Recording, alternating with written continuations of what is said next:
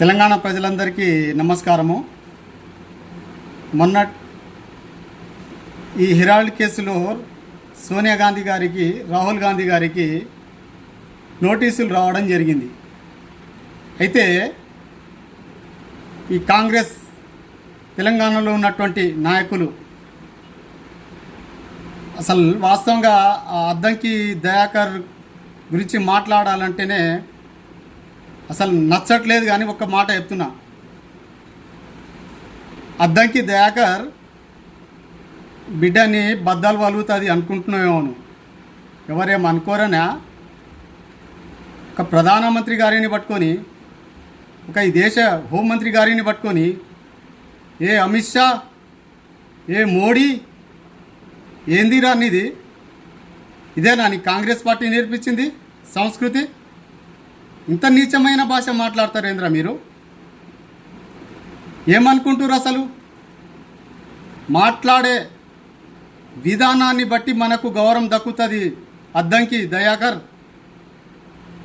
మొన్నటి వరకు నీకు ఎమ్మెల్యే టికెట్ ఇవ్వలే, కనీసం నిన్ను కాంగ్రెస్ పార్టీ దేకను కూడా దేకలే. నిన్న ఏదో ఎమ్మెల్సీ ఒకటి పడేసిరు నీ ముఖానికి. అసలు నువ్వు మాట్లాడే దాన్ని చూస్తే నీ వెనుక ఉన్న ప్రజలు ఎవ్వడు నీకు హర్షిస్తలేరు. ఏం భాషనే అది? ఏమనుకుంటున్నావు? ఇట్లా మాట్లాడితే ఎవరు ఈలలు కొడతారు, ఓహో అంటారనే అంతా తప్పిస్తే ఏం లేదంట. అరే, ఒక ప్రధానమంత్రి గారు ఈ దేశానికి 24 గంటల్లో 18 గంటలు ఈ దేశం గురించి ఆలోచన చేసుకుంటా ఈరోజు ప్రపంచంలో భారతదేశానికి ఒక గుర్తింపు తెచ్చినాం. అది నరేంద్ర మోదీ గారి పాలన. ఏంది మీ కాంగ్రెస్ పార్టీ ఈ దేశం కోసం ప్రాణత్యాగాలు చేసిందా? అరే నాయన, నువ్వు చరిత్ర తెలుసుకో. నీ కాంగ్రెస్ పార్టీ ఆ యొక్క నెహ్రూ కుటుంబము అనేక జాతీయ నాయకులను, ఈ స్వాతంత్ర సమర యోధులను ఊరి కంబానెక్కిచ్చిన చరిత్ర నీ కాంగ్రెస్ పార్టీది. నువ్వు ఒక నీచమైనటువంటి భాష మాట్లాడుకుంటా చరిత్ర తెలియదు.